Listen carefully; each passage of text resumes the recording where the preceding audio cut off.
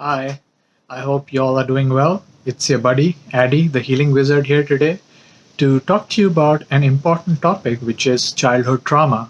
And it's something that I'm very familiar with because I had many years of childhood trauma that affected me later in life into adulthood as well. And I know that other than me, there are a lot of children as well as young adults and older adults as well who still suffer the effects of childhood trauma and that was never healed and the emotional after effects of that. So let me get started. Now, to understand my childhood trauma and the situation I was in, it's important to understand my family setup. So, in childhood, it was me, my sister, and my mom and dad. And my dad was the kind who would just snap at any small thing. He would have a temper and he was known for his anger. And other than that, he would drink frequently on the weekends. This meant that the environment at home was very negative, very toxic, and this left my mom feeling very timid and very depressed, because of which she was emotionally absent from the upbringing of myself and my younger sister. Because of this tough situation at home, my studies in school were suffering. In addition to that, I was bullied a bit in school as well.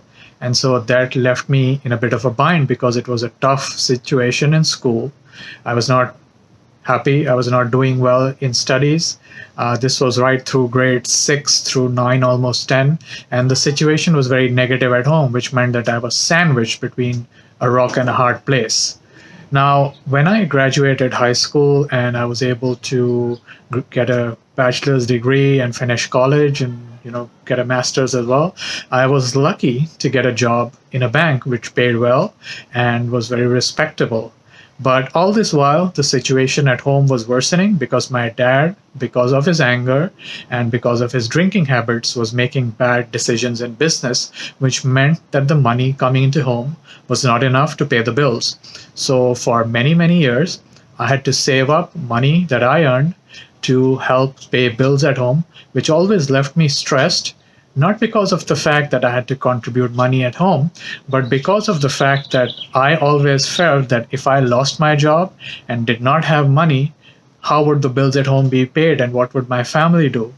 And unfortunately, wherever I worked, I was always plagued by the fact that there was a lot of stress in the departments I worked in. There was politics. I never had good understanding managers. So it was a very difficult situation. So after having worked for several years in 2014, I decided to move to the US from India and pursue a PhD. I was fortunate that I got into a good school in a good department with a full scholarship, and I started off my program really well. But in the second semester of my program, at a mental health screening workshop, I was diagnosed with PTSD, which is post traumatic stress disorder.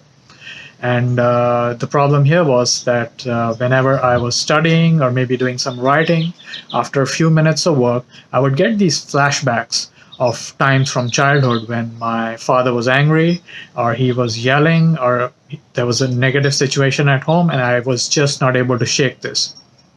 Now, I did seek some counseling at the university, and I was lucky to receive some of that, but it wasn't very helpful. And it didn't help me enough that I could recover and do well in my program. And in the summer of 2018, the head of the department for the program I was in told me that I wasn't making enough progress and that the quality of my work wasn't good and that I would have to leave.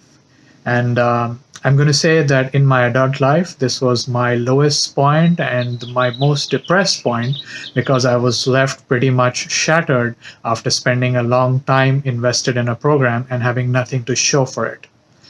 But fortunately, I still have means that I can use to still be successful in life and, more importantly, be happy no matter what the situation is. So, the takeaway from my story is, well, first, to not give up. No matter where you are, whatever you do not give up. Whether you believe in God or the universe or any other entity, um, it always finds a way for you, even at your lowest point, to come out of it, recover, and live the best life that you possibly can if you're willing to dig yourself out And I believe in a universal power that watches over everything, and that has helped me remain steadfast. And even at my lowest points, when I did not feel like doing anything or did not see hope, I held on to my belief in that power, and I just kept moving on somehow.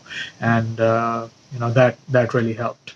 The next thing that I investigated and went deep into was this idea of spirituality, and specifically the concept of karma. And I tried to understand what I had done in previous lives and the actions and beliefs that I had brought into with myself into this life, and what I could do to be even better and take the necessary actions to overcome the karma that I have from previous lives, and be the best version of myself that I could be. And finally, what I also learned is, like, unlike movies where you have good and bad and the hero and villain, that's not so the case in real life. My parents weren't evil people, they weren't meaning to do me harm. My father had a rough childhood himself, and the emotional damage that he had encountered was not really healed into adult life, and that's why he was angry and he would drink, and it caused him to behave the way it did. And I noticed that when I saw him not as my father but just another human being, and I felt a lot of compassion for him at this time. And similar to this, my mother, who had led a very sheltered life, did not have the means, the know how, or the tools to be able to deal with my father and to deal with the toxic situation at home. And that's why she was emotionally not present in the upbringing of me and my sister. So, as a result of the themes that emerged in this video, I plan to make 5 other follow up videos and possibly a lot many more. So the first of them would delve deeper into the concept of childhood trauma. The second one would look at the stigma surrounding mental health and the challenges people face who have mental health issues. The third would look at culture and how different cultures contribute to or exacerbate the problem of mental health and possibly childhood trauma. And I know the family setups vary across cultures, so I have some observation and insights to share out of these. The fourth one is going to be on different kinds of trauma, because big trauma is different than little trauma. Big trauma is something like experiencing an accident or a death of a loved one. Small trauma is something like I experienced, which is for an extended period of time.